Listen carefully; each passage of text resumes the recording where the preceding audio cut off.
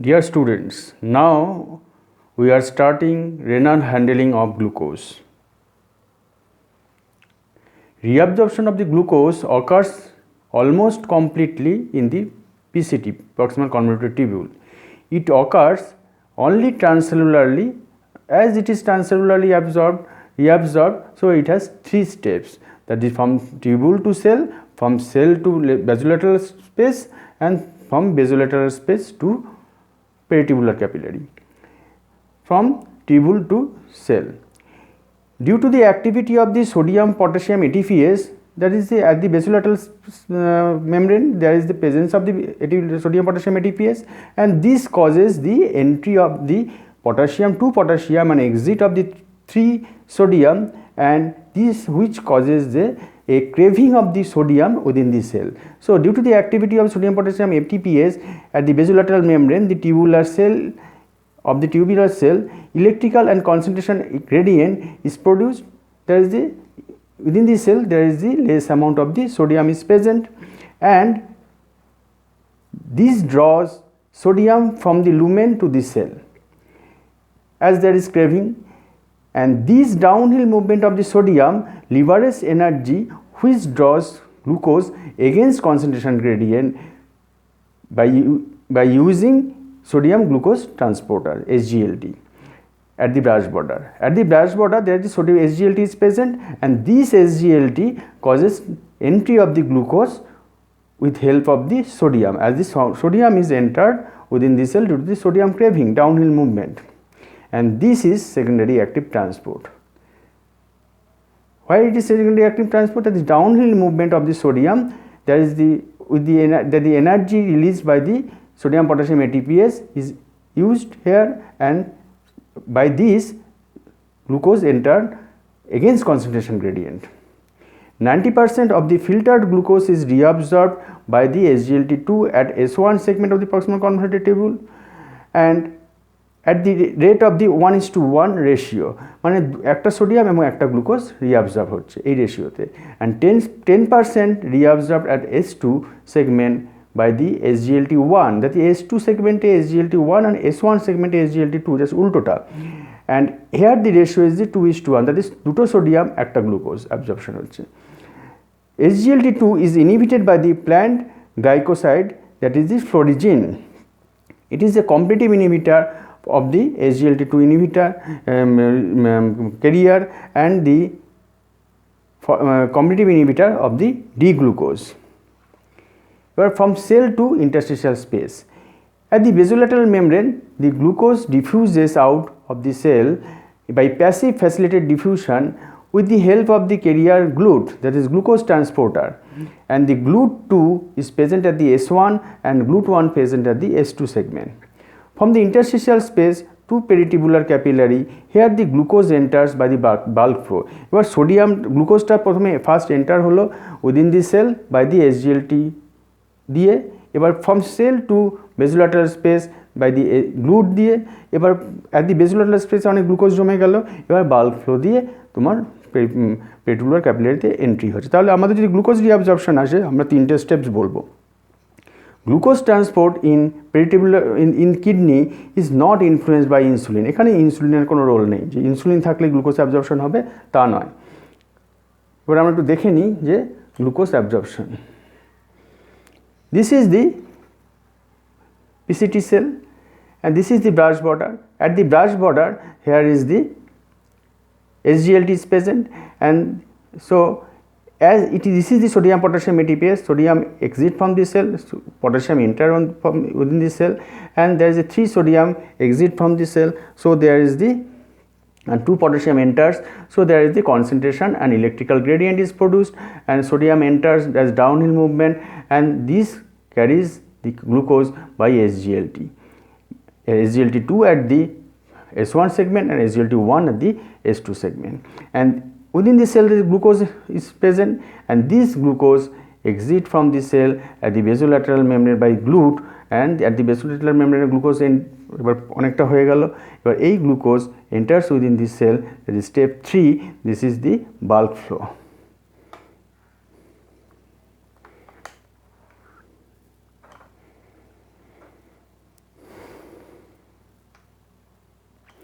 এবার হচ্ছে transport maximum of the glucose. আমরা জানি যে গ্লুকোজ তোমার অ্যাবজর্পশন হচ্ছে বাই দি এসজিএলটি দিয়ে, তার মানে এটা একটা carrier. So as there is a carrier, so there is a limit, that is the maximum limit of the carrier for absorption, and this is called the transport maximum we know and previous class. And the transport maximum of the glucose is the maximum amount of the glucose can be reabsorbed by both kidney in unit time, that is the by both kidney unit time যতটা maximum glucose reabsorb করছে, this is 375 milligram per minute. Renal threshold, the calculation of the renal threshold value of the glucose. Renal threshold, what is renal threshold of the glucose? That is the maximum plasma concentration of the glucose that cause Tmax of the glucose, that is TMG. মানে maximum blood glucose কতটা থাকা অবধি যখন যেটা Tmax মানে total amount of the glucose reabsorb হয়ে যাবে। We know that is the mass excreted is equal to mass filtered minus mass reabsorbed.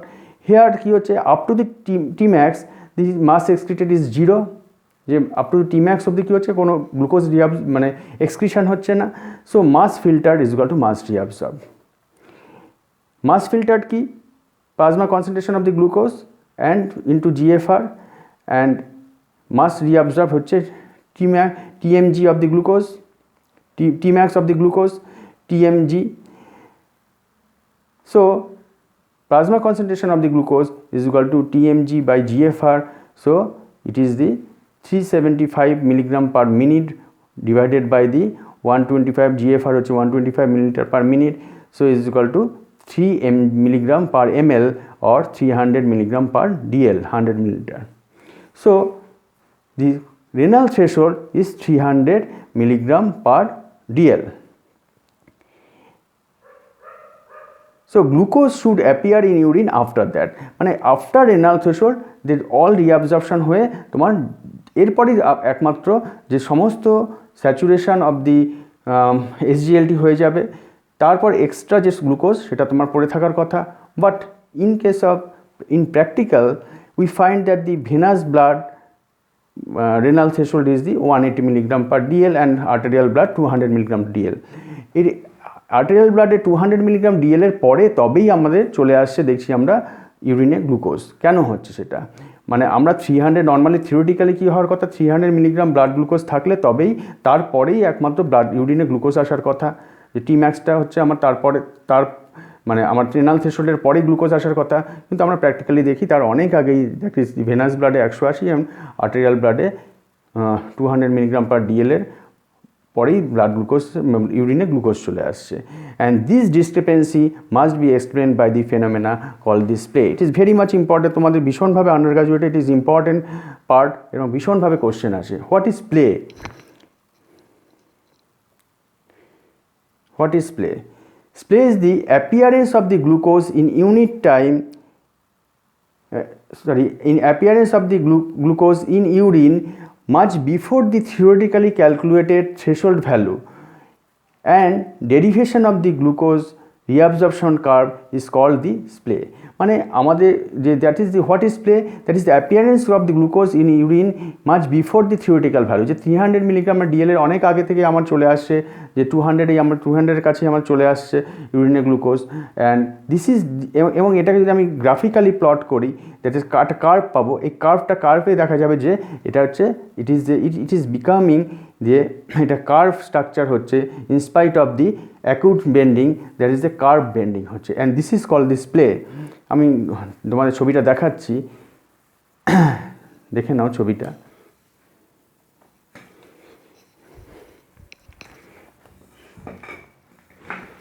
দেখো,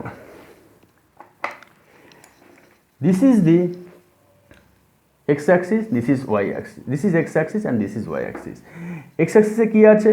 plasma glucose 100 milligram, 200 milligram, 300 milligram, 400 milligram per DL, and this axis is 100, 200, 300, 400 milligram per minute. দেখো, আমরা একটা করে curve দেখছি, কারণ অনেকগুলো curve দেখতে পাচ্ছি, একটা করে কার্ভ দেখি। এখানে কি হচ্ছে? ফার্স্ট হচ্ছে মাস ফিল্টার। মাস ফিল্টার যখন আমাদের ব্লাড গ্লুকোজ লেভেল একটু বাড়ছে, যখন যাই থাকুক না কারণ যত অ্যামাউন্ট বাড়বে আমার ফিল্ট্রেশন হতে থাকবে। So much filter is this. এবং at the level of the 375 it is the Tmax, TMG, that is the maximum reabsorption occurs at these steps, and this is the reabsorption curve, this is the mass filtered curve, and this is the reabsorption curve, this is the reabsorption curve, this curve is reabsorption curve, this is the reabsorption curve. তাহলে কি হচ্ছে 375 এর পরে অপটি reabsorption curve and filtered curve একই রয়েছে, তারপরে কি হয়ে যাচ্ছে যে রিঅ্যাবজর্পশন কার্ভটা ফ্ল্যাট হয়ে যাচ্ছে, parallel to the x Axis হয়ে যাচ্ছে। এরপরে 375-এর পরে আমার টিএমজির পরে রিঅ্যাবজর্পশন কার্ভটা একই থেকে যাচ্ছে, মাস ফিল্টারটা কিন্তু যত ব্লাড থাকবে মাস ফিল্টার বেড়ে যাচ্ছে। সো আবার দেখো এই 300 হচ্ছে আমার কি calculated renal threshold.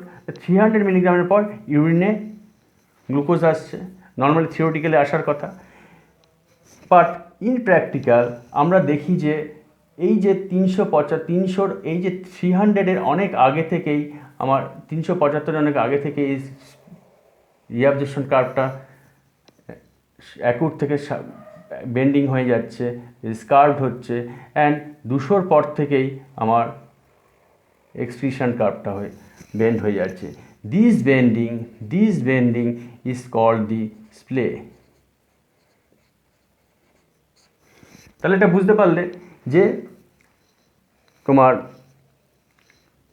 This is the plasma glucose and this curve is for the glucose filtered, this is the filtered curve, reabsorbed curve, this is the reabsorbed curve, and this is the excretion curve, this is excretion curve. So যত glucose বাড়বে তত মাস filtration হবে, দি curve is this. যত glucose বাড়বে তত reabsorption, মাস filtered হবে তত reabsorption হবে, up to the Tmax it is the this curve, and after Tmax it is flat. And excretion, theoretically renal excretion, urine glucose আসার কথা, এরপরে this is this curve, but there is the splay, there is the bending, and this bending is called the splay. That is 200-এর পর থেকে আমার ইউরিনে sugar আসতে শুরু করে দিয়েছে এবং রিঅ্যাবজর্পশন 200-এর পর থেকেই ফ্ল্যাটেন হতে শুরু করে দিয়েছে।